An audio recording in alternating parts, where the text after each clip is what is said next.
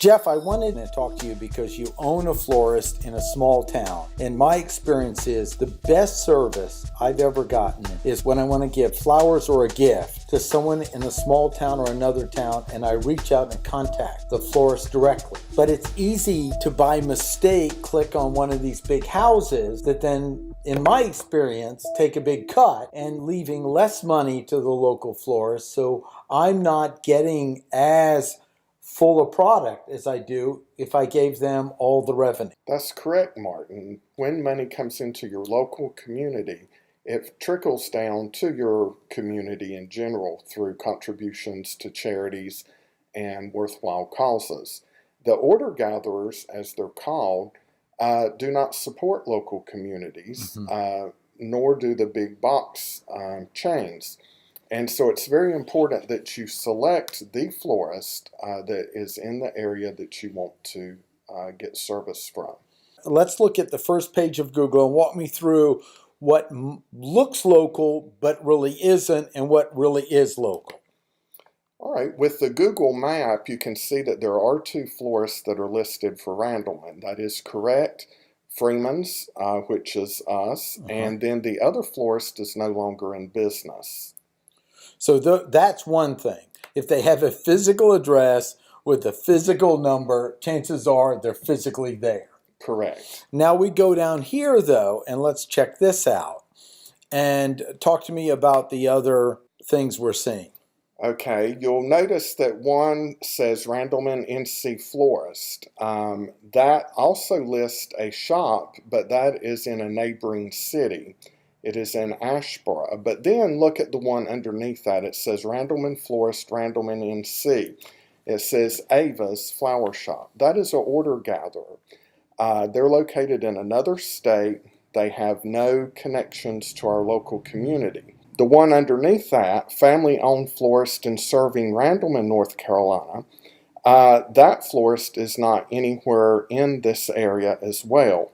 So you have to be careful when you're selecting that, because you may look, say, oh, Freeman's is in Randleman Florist. You click on that, and the next thing you know, you have gotten to an order gatherer who's going to charge you more for that and not give you as good a service. They do not know my inventory. Right. And therefore, they don't know our full charges for delivery. And a lot of times, they do not give us the full amount as far as delivery. They will give us the cost, and then they pocket the delivery. The consumer doesn't know that. I know that, but I don't have a way of contacting the consumer directly. And of course, if they come to them, you're just going to serve them with whatever you have. I have to do that. But there's limits on what you can offer them. Absolutely. And we had an experience a few years ago, and a gentleman called, and he was accusing me of cheating his number of roses and taking them a day late. My order called for Wednesday delivery, and that's when we delivered them. However, he wanted them on Tuesday. He says he paid for 18 roses. My printed order from that order gatherer said 1 dozen red roses. Wow. So we delivered a dozen beautiful roses on Wednesday. However, he considered me to be at fault and negligent. Right. But how can I be negligent when I have a printed order in my hand from an order gatherer saying Wednesday delivery for a dozen roses? Sure. So in order to prevent this from happening, you need to deal with a local florist. Even if you're going to send flowers out of town, at least use that local florist and stay away from the order gatherer. Which is excellent. And one relatively safe way is just the Google Map system, because That's it's a little hard to fake that. So we're just going to click on yours.